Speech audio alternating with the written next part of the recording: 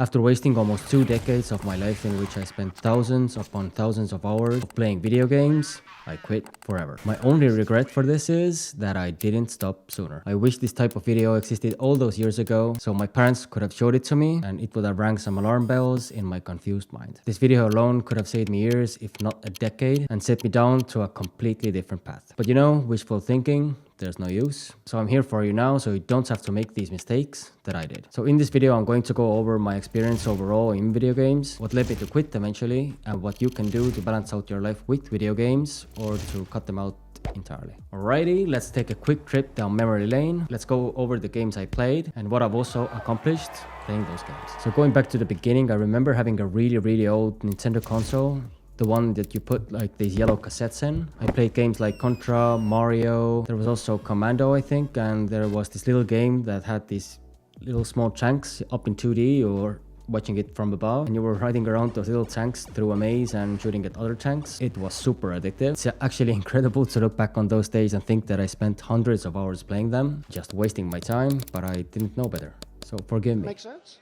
Does that make sense? So as time passed, I obviously didn't continue to switch out these cassettes on my Nintendo because I had advanced. I advanced to a PlayStation 1. This was actually the first game console I bought myself, and we used like these different kinds of CDs in it.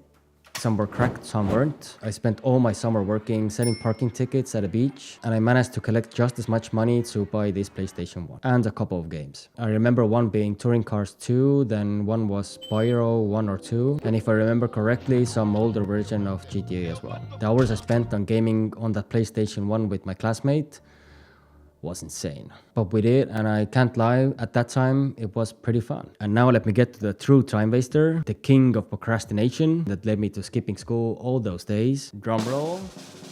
RuneScape. You might have heard of it, but I don't blame you if you haven't. The world has changed a lot and too much time has passed. But if you do remember this game, man. The countless times I pretended to be sick and skip school just to mine some rocks at Falador. By some rocks I mean like thousands upon thousands of rocks. Just to virtually make some necklaces is insane to think about. This is an actually cool story how I got involved in the first place. See, back in my childhood, not that I'm like 100 years old, I'm 31. I'm in my prime. It was perfectly normal for people not to own a computer at their own home. So desperate times calls for desperate measures. We had like these tiny computer classes and clubs everywhere I lived. Like in different cafes and in classrooms, there was like a little corner where there are like 4 or 5 computers over there. So one day when I was at this computer club, actually I think I was doing something productive. Some dude walked up to me, asked if I played RuneScape, and just gave me like a level 3 character. And just by the way, that's the lowest character that you can get. So I took it and I got addicted. I mean, like I really got addicted to that game. I leveled up so many skills to the max, and if you don't know how much time it takes to level them up to the max, it takes about a couple thousand hours, and that's for one skill. Like a simple skill like mining those rocks just to make those necklaces, a couple thousand hours. So after buying my first personal computer, I think I was in the ranges of 13 or 14. I started to play all kinds of different games like Age of Empires, another version of GTA, Half-Life 2 and Counter-Strike, and my God, how much time I wasted on Counter-Strike. And I can't lie, remembering those days kind of bring a smile to my face because those times were fun. So there is one thing in common with all those things I mentioned on that list. I asked myself, what is it doing for me now?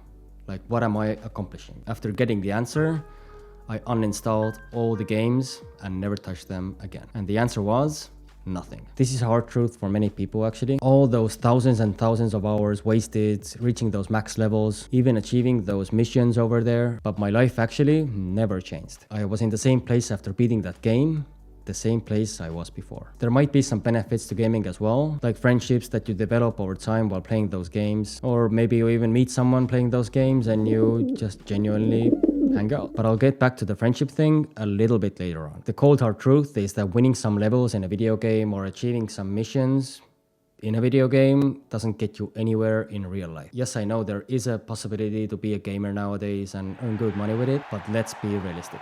Most of us are using it as an excuse to just keep on playing and not looking into the mirror and confronting themselves about the fact that they are not achieving anything with gaming in their life. Everyone has this natural desire to achieve things in life, like to improve and to level up, and that's why playing video games can be so rewarding. Video games actually just hijack this internal desire and make it so you feel satisfied with yourself and the direction that you are heading in. But eventually, you won't be. Trust me, I know this.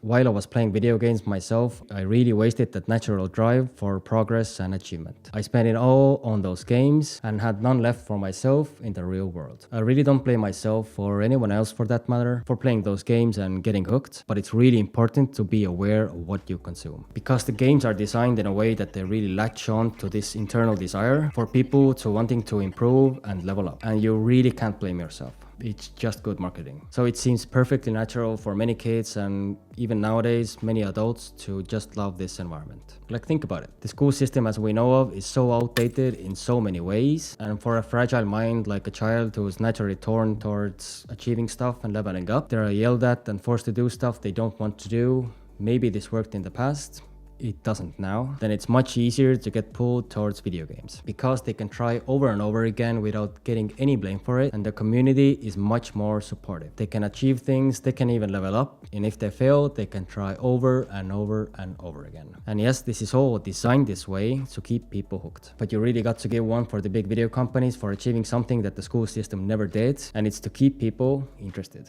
So then there's this next issue with these games, and it is dopamine. Back when I was hooked myself, I was constantly thinking about them and I wasn't even playing them. I even had dreams about them. At school, all my friends that I surrounded myself with were always talking about these games, and you could say it was like a decent community, and I was surrounded by it constantly.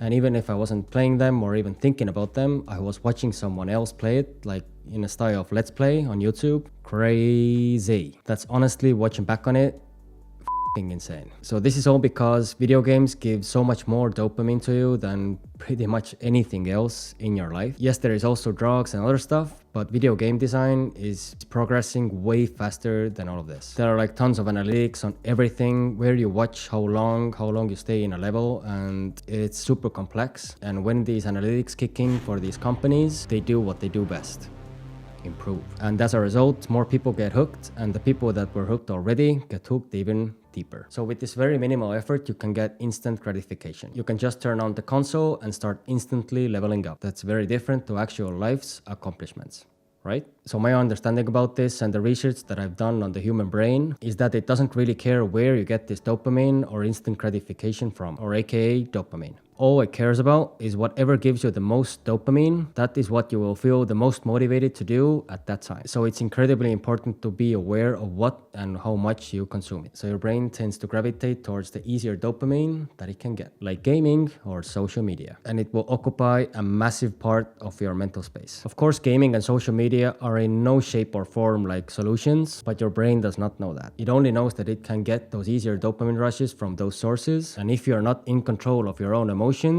then boom, hours fly by without actually achieving anything meaningful in your life. In my opinion, video games are way worse than social media, because after using Facebook, Instagram, or even TikTok, you don't tend to think about those activities after you've done them. But for gaming, from my own experiences, I know that I thought about them a lot. Like, when did you ever think about some random post that you saw on social media?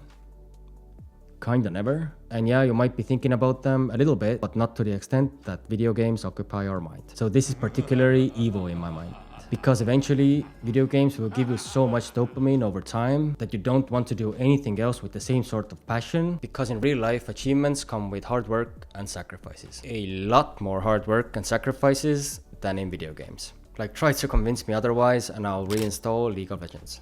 But I don't think I will. It's just to trick your brain, because you achieve those things with so little effort. So your brain starts to think, why should you even try achieving anything else if you don't get the same amount of dopamine? Like, what's so much more difficult to achieve? And yes, to actually achieve. So all of this doesn't make sense to your brain, and it's easier to go towards video games. Things like going to the gym or learning something new that would actually let you progress in real life, even starting a business or reading a book. All these things give you way less dopamine, and therefore your brain has very little motivation to do these things. Can someone please get those video games back? So what about those friends that you are getting when you're playing those video games? I remember this was one of the arguments I made to my parents when I was playing video games, and I get it, it's far more difficult to make friends nowadays than it was in the past. So again, if it seems easier, why not? Or again, the argument that playing video games is far more better than going to a party or to a club with friends. And yes, this is a good argument, but still I think it really depends on the situation overall, like the overall dynamic that you have with your friends. It's all about being conscious and what and who you're doing that what with. Everyone, including myself, have an internal desire to be a part of a group, to gain respect from others, to be a part of a community or a tribe. And again, I think video games hijack a really big part of this from our lives. It uses it against us just for their own growth and manipulation. So for a lot of these communities that you might have created around you, whether they be communities of video games or even partying, if you take this one simple activity away from those communities, you might realize that you don't have anything in common with those people anymore. And you might realize that you never actually were as close friends as you thought you were. So for me personally, this was extremely true when I began to take control of my life. When I stopped wasting my time on video games, on partying, and in procrastination overall, I lost a lot of people around me. And it did make me sad for a little while, but eventually it dawned on me that these people never were my friends to begin with, and they were actually dragging me down. So by getting rid of these procrastination activities, I actually got rid of these people that were not my friends as well. Another excuse I used to make was that it really improves my reaction skills, also my critical thinking skills, my hand and eye coordination, and all that stuff, Again, some of this might be true, but there are plenty of other things in life that don't have these negative side effects to it, and you can still get those good things, don't worry. So my question is, why not do these good things instead? So how to actually quit video games? Hopefully after all this discussion that we just talked about, you feel a little bit more motivated to stop in the first place, now that you have a little bit more deeper knowledge of the negative stuff. Because I do remember my parents telling me that it's not good to stare at a screen all day and like that, which is true, but when it comes from authority, we tend to not listen to it. Because I remember after that argument, I was thinking like, no man, my eyes are fine. They were fine at that time. But what I mean about this, that their argument at that time was a little bit incomplete. It just wasn't enough to convince me at that time. So anyways, if that isn't enough for you, there are like a couple more things that you can do.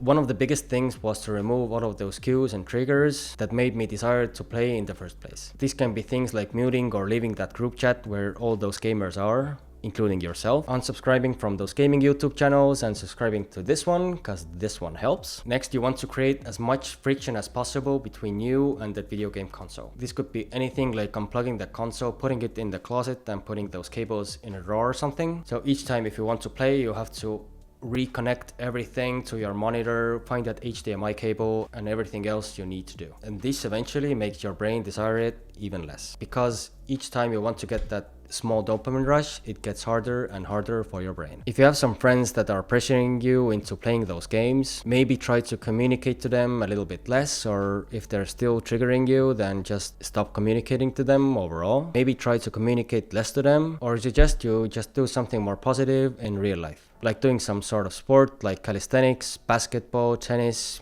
you name it. And if one or more of these friends are providing you with actual no positive vibes whatsoever, which I think is often the case, or at least more often than people like to commit, then I think stopping your interaction with these people altogether is a good choice. If you quit video games and these people really are your friends, they would be more than happy to do whatever else activities with you. And finally, a thing you should do is to replace video games with more positive habits. Like the easier one that works for a lot of guys is just going to the gym. Once you get into it, you will really start to enjoy it. It's really similar to a video game as well. You can actually see yourself accomplishing things, leveling up and achieving things. So this is a really good step to take for a lot of people. But besides that, there are tons of different habits and new habits in the world, so just go out there and go discover. I've also made a lot of videos on these topics and I will surely continue to make them. So let's take the improvement journey together and improve in the real world. So thanks for being here. I really do appreciate it, and I'll see you in the next one. Catch ya.